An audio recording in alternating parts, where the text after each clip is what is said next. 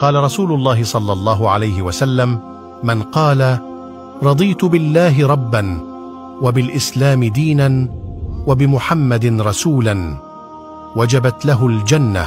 قال رسول الله صلى الله عليه وسلم: من قال رضيت بالله ربا. اللهم إن في صدري كلاما لا أستطيع ترتيبه في الدعاء، فيا رب أنت أعلم بنفسي مني، فحقق ما أتمناه وأرح بالي وقلبي يا الله.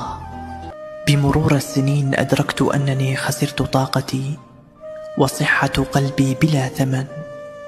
أعطيت المواقف والأشخاص أكثر مما ينبغي، والآن فهمت كل شيء، لا أحد يستحق. صرت أميل إلى الوحدة أكثر.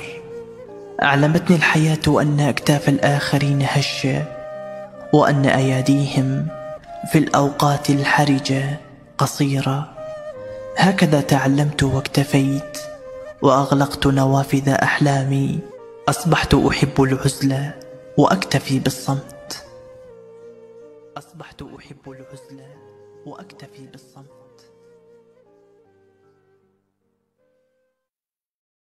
اللهم إن في صدري كلاما لا أستطيع ترتيبه في الدعاء، فيا رب أنت أعلم بنفسي مني، فحقق ما أتمناه وأرح بالي وقلبي يا الله.